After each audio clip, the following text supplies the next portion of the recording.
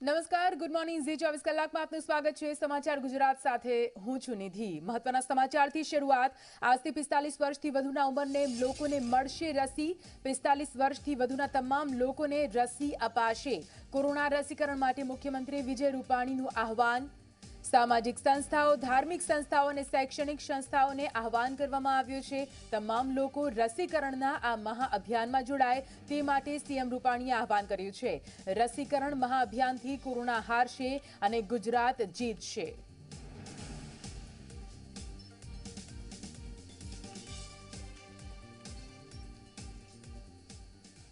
મહત્વના સમાચાર સામે આવી રહ્યા છે. ગુજરાતમાં પ્રવેશનાર લોકો માટે આરટીપીસીઆર ટેસ્ટ ફરજિયાત કરવામાં આવ્યો છે.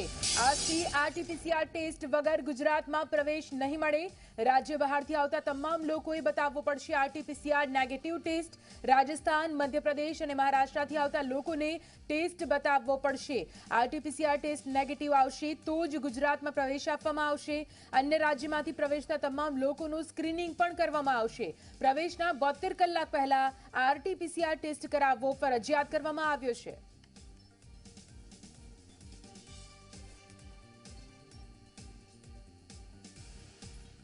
મહત્વના સમાચાર ગાંધીનગરથી પણ. ગાંધીનગર મહાનગરપાલિકાની ચૂંટણીનો જંગ અને આજે ઉમેદવારી ફોર્મ ભરવાનો છેલ્લો દિવસ છે. ભાજપના 11 વોર્ડના 44 ઉમેદવારો આજે ફોર્મ ભરશે. કોંગ્રેસના ઉમેદવારો પણ આજે ફોર્મ ભરશે. 1 એપ્રિલે ઉમેદવારી ફોર્મની ચકાસણી હાથ ધરાશે. 5મી એપ્રિલે ઉમેદવારી ફોર્મ પરત ખેંચવાનો અંતિમ દિવસ છે. 11 વોર્ડના 44 બેઠક માટે 18મી એપ્રિલે મતદાન થવાનું છે. 20મી એપ્રિલે મતગણતરી હાથ ધરાશે. ત્યારે આજે ઉમેદવારી પત્ર ભરવાનો અંતિમ દિવસ છે.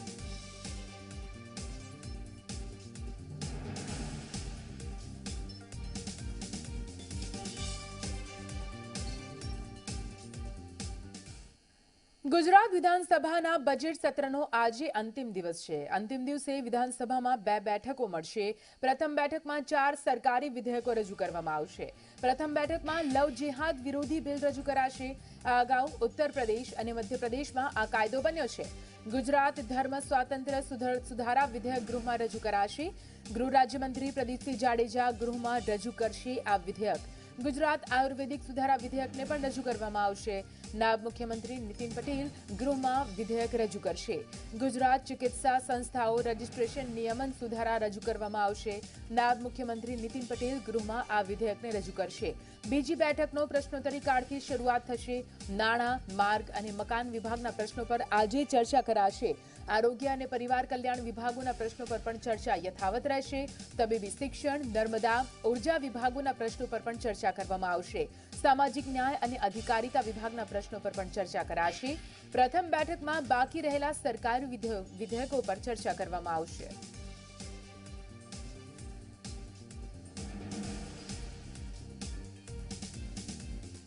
રસી આવી તેમ છતાં કેમ કોરોના કમજોર નથી પડ્યો? શું રસીકરણ ધીમું છે કે તમામ લોકો રસી નથી લઈ રહ્યા તે મોટું કારણ છે કે પછી કોરોના વાયરસનો નવો સ્ટ્રેન અને નવા વેરિયન્ટ આવતા વધુ વકરી રહ્યો છે કોરોના? પ્રધાનમંત્રી નરેન્દ્ર મોદીએ તમામ રાજ્યોને સૂચના આપી છે કે વેક્સિનેશનની ઝડપ વધારવામાં આવે. આ માટે ગુજરાતે પણ કમર કસી છે અને 1 એપ્રિલથી 45 વર્ષથી વધુ ઉપરના ઉંમરના તમામ સામાન્ય લોકો રસી લે તે માટે મુખ્યમંત્રીએ પણ કરી છે અપીલ. રસીકરણ મહાઅભિયાનના પ્રારંભે શું છે સમગ્ર દેશ અને આપણા ગુજરાતની સ્થિતિ? જુઓ આ ખાસ રિપોર્ટમાં.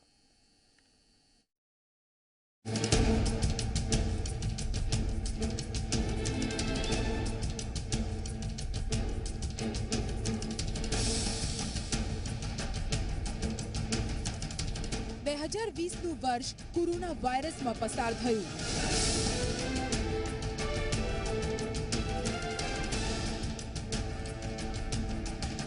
શું 2021નું વર્ષ પણ કોરોના મહામારીમાં પસાર થશે?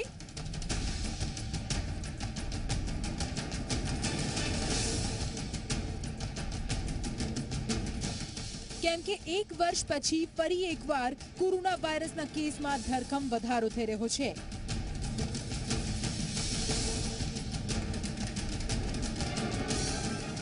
आप कोविड एप्रोप्रिएट बिहेवियर को गंभीरता से लें, उसको लाइटली ना लें और वैक्सीन को लगवाने के काम को जन आंदोलन के रूप में विकसित करने में सहायता करें।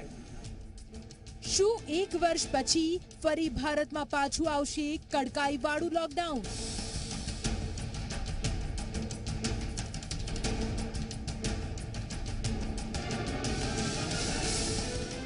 એક વર્ષ પછી ફરી એકવાર કોરોના સંક્રમણ આઉટ ઓફ કંટ્રોલ થઈ રહ્યું છે।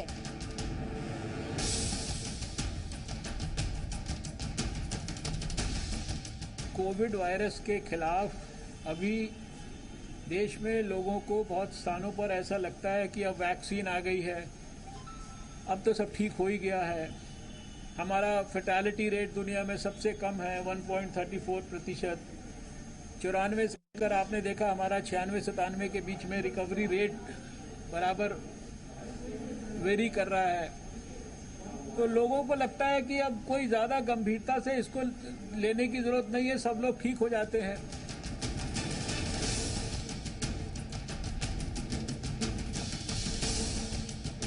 અમેરિકા અને યુરોપની જેમ ભારતમાં પણ કોરોનાની બીજી લહેર આવી પહોંચી છે।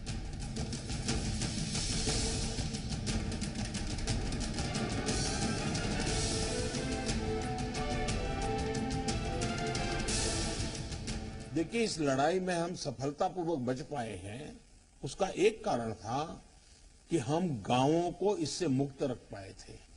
लेकिन टियर 2, टियर 3 सिटी पहुंचा तो इसको गांव में जाने से देर नहीं लगेगी और गांवों को संभालना हमारी व्यवस्थाएं बहुत कम पड़ जाएगी। દુનિયામાં કોરોના બાદ 2.0 માં કેટલા મૃત્યુ થયા છે?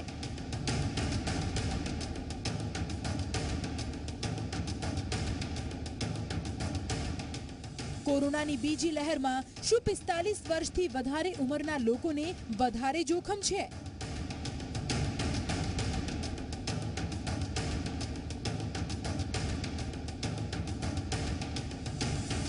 कि जो भी 45 के ऊपर है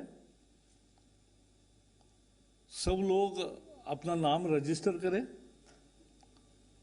और अपॉइंटमेंट लेकर वो टीका लगाए, वैक्सीन करे।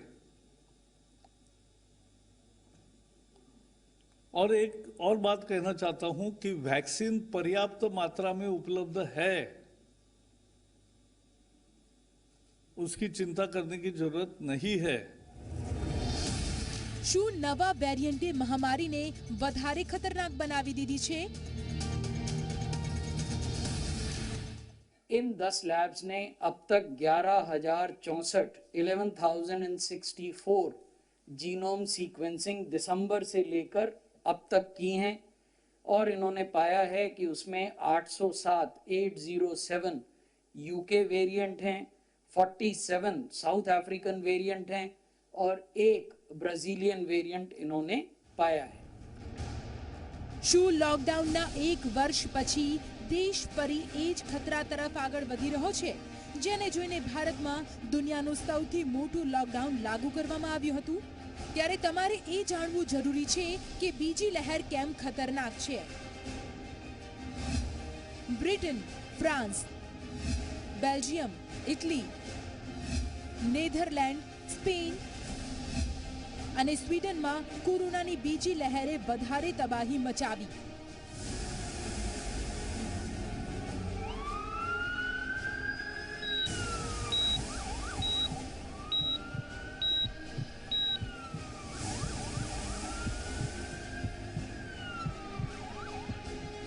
એટલું જ નહીં, અમેરિકામાં ઓક્ટોબરથી ડિસેમ્બર સુધી આવેલી કોરોનાની બીજી લહેરે લાખો લોકોને મોતને ઘાટ ઉતારી દીધા।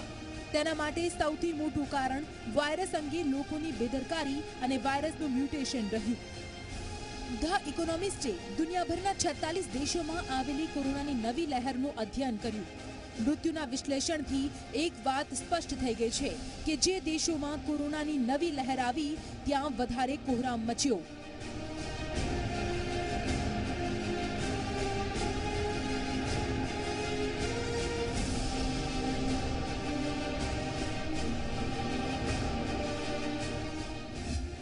છેતાલીસ દેશોમાં માર્ચથી લઈને મે મહિના સુધી પહેલી લહેરમાં 2.20 લાખ લોકોના મૃત્યુ થયા, જ્યારે ઓક્ટોબરથી ડિસેમ્બરમાં આ 46 દેશોમાં મૃતકાંક 6,20,000 સુધી પહોંચી ગયો. એટલે કે બીજી લહેરમાં લગભગ 4 લાખ વધારે લોકો મોતને ભેટ્યા.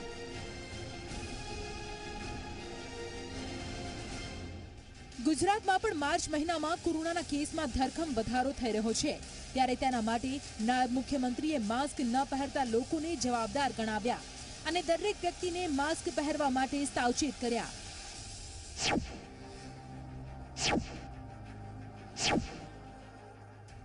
બધા જ નાગરિકોને વિનંતી કરું છું કે બધા જ નિયમોનું પાલન કરે. માસ્ક હજુ ઘણી જગ્યાએ મોટા શહેરોમાં જોઈએ છે, હાઈવે ઉપર જોઈએ છે, નાના નગરપાલિકા મથકોમાં જોઈએ છે, તો ઘણા નાગરિકો હજુ માસ્ક પહેરતા નથી. એમને આ વિષયની કદાચ બહુ ગંભીરતા હોય એવું લાગતું નથી, તો બધાને ગંભીરતાથી આ વિષયને સમજી અને માસ્ક પહેરવા માટે ગમે ત્યાં હોય, ગામડું હોય કે શહેર હોય, બજાર હોય કે રસ્તાઓ ઉપર હોય, બધી જગ્યાએ માસ્ક બધા પહેરે એવી હું વિનંતી કરું છું. ગુજરાત સરકાર વધતા કોરોનાના કેસથી ચિંતિત છે.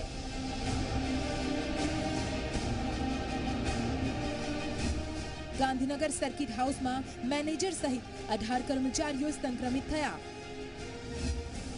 ગાંધીનગર સચિવાલયમાં 54 લોકો કોરોનાનો શિકાર બન્યા. અરવલ્લીમાં સ્કૂલમાં આચાર્ય, શિક્ષક, હેડ ક્લાર્ક અને 4 પીયુનને કોરોના થયો. વડોદરામાં 35 શિક્ષકો કોરોનાનો શિકાર બન્યા. આઈઆઈએમ અમદાવાદમાં કોરોનાના 70થી વધારે કેસ નોંધાયા. વડોદરામાં ગુજરાત રિફાઇનરીમાં 166 લોકો કોરોનાથી સંક્રમિત થયા. માત્ર કોરોના જ નહીં, પરંતુ દુનિયામાં પહેલા આવેલી અનેક મહામારીઓએ પણ માનવજાત પર હુમલો કર્યો છે.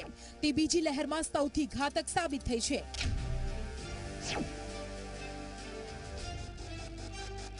(1918 થી 1928 સુધી સ્પેનિશ ફ્લૂમાં 5 કરોડ લોકોના મૃત્યુ થયા હતા, જેમાં સૌથી વધારે મૃત્યુ બીજી લહેરમાં થયા.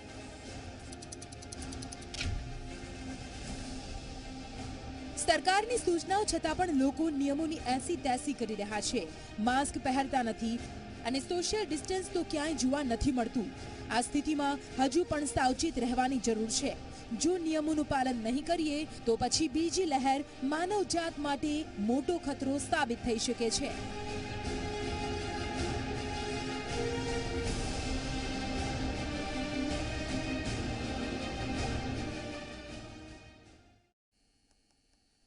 અન્ય સમાચારો તરફ આગળ વધીએ. પશ્ચિમ બંગાળમાં આજે બીજા તબક્કાનું મતદાન. 30 વિધાનસભા બેઠકો પર મતદાન યોજાઈ રહ્યું છે. 9 બેઠક, જેમાં મેદનીપુર જિલ્લાની 9 બેઠકનો સમાવેશ થાય છે. 8 બેઠક બાંકુરા જિલ્લાની છે. પશ્ચિમ મેદનીપુરની 9 બેઠક છે. સાઉથ 24 પરગનાની 4 બેઠકોનો સમાવેશ થાય છે. નંદીગ્રામ વિધાનસભા બેઠક પર મુખ્યમંત્રી મમતા બેનર્જી અને ભાજપના શુભેન્દુ અધિકારી ચૂંટણી મેદાને છે. શુભેન્દુ અધિકારી મમતા બેનર્જીના પૂર્વ સહયોગી રહી ચૂક્યા છે, જે વિધાનસભા ચૂંટણી પહેલા જ ભાજપમાં જોડાયા હતા. આ વિધાનસભા ક્ષેત્રમાં 355 मतदान केंद्र है.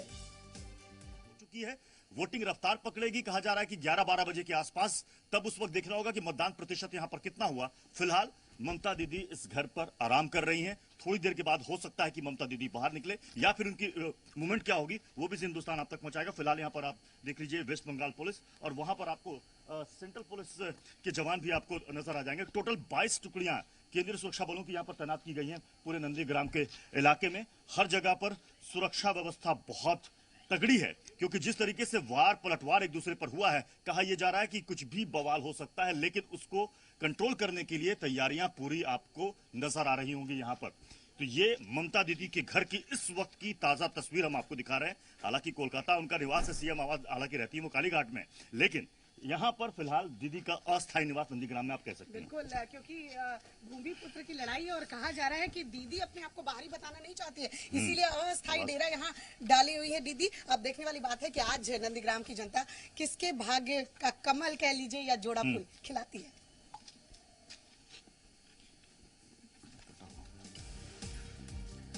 તો પશ્ચિમ બંગાળમાં આજે બીજા તબક્કાનું મતદાન યોજાઈ રહ્યું છે 30 બેઠકો પર મતદાન, પરંતુ સૌથી વધારે નજર નંદીગ્રામ બેઠક પર રહેશે, કેમ કે નંદીગ્રામ બેઠક પરથી મમતા બેનર્જી જેઓ મુખ્યમંત્રી છે તેઓ ખુદ ચૂંટણી મેદાને છે અને ભાજપમાંથી શુભેન્દુ અધિકારી જેઓ થોડા સમય પહેલા જ વિધાનસભા ચૂંટણી પહેલા જ ભાજપમાં જોડાયા હતા અને ટીએમસીને અલવિદા કહ્યું હતું, ત્યારે નંદીગ્રામ વિધાનસભા બેઠક પર પણ આજે મતદાન છે। હવે નંદીગ્રામની જનતા કોના તરફ પોતાનો મદાર રાખે છે અને કોને પસંદગી કરે છે તેના પર સૌ કોઈની નજર। આજે પશ્ચિમ બંગાળ અને આસામમાં બીજા તબક્કાનું મતદાન યોજાઈ રહ્યું છે અને પશ્ચિમ બંગાળની આ રાજનીતિમાં આ વખતે શું કઈ ગરમાગરમી અને કોણ સત્તા પર આવે છે તેના પર સૌ કોઈની નજર।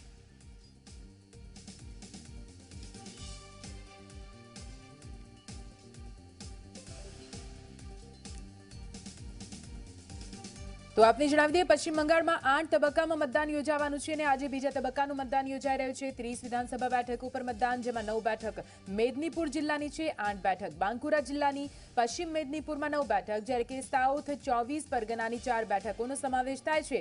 પરંતુ આ તમામ બેઠકોમાં સૌથી વધારે કોઈના પર નજર હોય તો તે નંદીગ્રામ વિધાનસભા બેઠક છે, કેમ કે મુખ્યમંત્રી મમતા બેનર્જી અને ભાજપના શુભેન્દુ અધિકારી આ બેઠક પરથી ચૂંટણી મેદાને છે।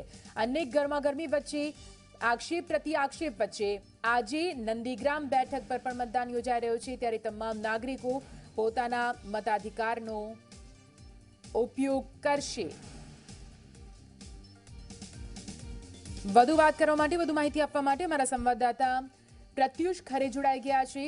प्रत्युष, जानना चाहेंगे, बंगाल में आज दूसरे चरण का वोटिंग शुरू हो चुका है, हर कोई की नजर नंदीग्राम बैठक पर रहेगी कि यहाँ पे आज क्या कुछ हो सकता है, वोटिंग जो होती है वो किस तरफी होती है?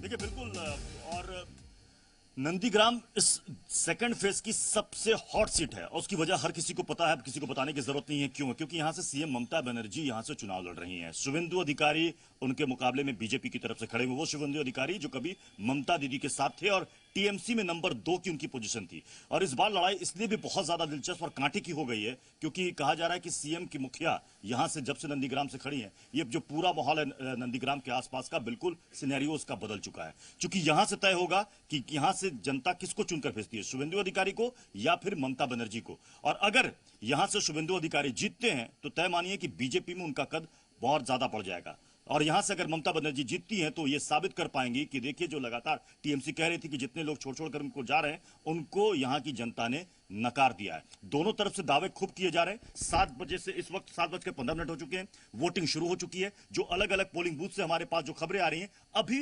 रफ्तार बहुत स्लो है। चूंकि देखिए ग्रामीण इलाका है, लोग धीरे धीरे करके निकलते हैं और 11-12 बजे के आसपास, 12 बजे तो खैर बहुत धूप हो जाती है, 10 से 12 बजे के आसपास आपको वहां पर भीड़ दिखेगी। क्योंकि यहां पर भी कहा जाता है कि मतदान का प्रतिशत ऐसा नहीं कि 30 से 40% होता है, ठीक ठाक मतदान यहां पर होता है। इस बार भी उम्मीद की जा रही है, क्योंकि पहले फेज में आपने देखा होगा कि शुरुआत में मतदान की रफ्तार बहुत स्लो थी, लेकिन बाद में वो करते करते 80% तक चली गई। कुछ कुछ जगहों पर ये 80% से ज्यादा गई। इसलिए कहा जा रहा है कि इस बार सेकेंड फेज में भी इस बार मतदान अच्छा होगा। सबसे बड़ी चुनौती इस बार यह है कि कहीं कोई दंगा फसाद बवाल ना हो, क्योंकि नंदीग्राम को लेकर यह कहा जा रहा है कि जैसे बयान टीएमसी और बीजेपी की तरफ से हुए, एक दूसरे पर जो इल्जामात लगाए गए हैं, उससे यह कहा जा रहा है कि इस इलाके में कुछ गड़बड़ी हो सकती है। इस बात को खुद यहां पुलिस भी मानती है कि कुछ बड़ा बवाल हो सकता है, लेकिन इससे निपटने के लिए तैयारियां पूरी हैं। 22 केंद्रीय सुरक्षा बलों की टुकड़ियां यहां पर तैनात है ताकि हर तरीके से हालात पर वो कंट्रोल रख सके, नियंत्रण रख सके। और सोचिए कि खुद सुबह की सीएम यहां पर, जहां पर मैं खड़ा हूं, ये जो पीछे आप घर देख पा रहे होंगे, इसी घर में ममता बनर्जी मौजूद है। क्योंकि जब वो नॉमिनेशन फाइल करने आई थी, उस वक्त उन्होंने किराए का एक मकान लिया था और उसी मकान पर ममता बनर्जी जब नंदीग्राम में आती हैं तो यहां पर ठहरती हैं। पिछले 3-4 दिनों से उन्होंने बकायदा यहीं पर अपना डेरा बनाया हुआ, क्योंकि आज वोटिंग, उन्होंने कहा था कि पोलिंग डे तक वो यहां पर रहेंगी, तो आज ममता बनर्जी यहीं पर रहेंगी। अब देखना है कितने बजे ममता बनर्जी बाहर निकलती हैं। सबको, पूरी मीडिया को इंतजार है कि ममता बनर्जी कितने बजे बाहर आती हैं, क्या करती हैं, किस तरफ वो जाती हैं। क्योंकि इस बीच आपने देखा है कि लगातार आरोप प्रत्यारोप का दौर चला है। ये वही जगह है जहां पर नॉमिनेशन फाइल करने के बाद जब छोटी छोटी नुक्कड़ में जनसभाएं कर रही रही थी ममता बनर्जी, उनके पांव पे चोट लगी थी, जिसको लेकर इतना बवाल हुआ और टीएमसी का बकायदा एक स्लोगन बन गया कि खेला होबे भांगा पांव खेला होबे। और कल आपने देखा कि ममता बनर्जी ने हाथ में फुटबॉल लेकर के भी एक इशारा दिया कि खेला तो अब हो चुका, जीतूंगी मैं ही। अब देखना है कि यहाँ की जनता, नंदीग्राम की जनता यहाँ से दीदी को क्या दोबारा चुनकर भेजती है, सत्ता तक भेजती है, क्योंकि दीदी पहली बार नंदीग्राम से चुनाव लड़ रही है, या फिर शुभेंदु अधिकारी जो खुद को कहते हैं कि मैं यहाँ का भूमिपुत्र हूं, दरअसल में ममता बनर्जी बाहरी हैं। बाहरी कौन है, यहाँ का कौन है, बेटा या बेटी? शुभेंदु अधिकारी को यहाँ पर लोग दादा कहते हैं, वो कहते हैं मैं यहाँ का बेटा हूं, और ममता दीदी कहती है कि मैं यहाँ की बेटी हूं। बेटी को चुनती है बेटा को, ये सब कुछ जनता को तय करना है आज। जी बिल्कुल प्रत्युष, पूरी जानकारी के लिए शुक्रिया। तो पश्चिम બંગાળમાં બીજા તબક્કાનું મતદાન યોજાઈ રહ્યું છે। 8 તબક્કામાં મતદાન થવાનું છે। બીજા તબક્કાનું મતદાન આજે, અને આજે 30 બેઠકો પર મતાધિકારીઓ પોતાના મતદાનનો ઉપયોગ કરશે।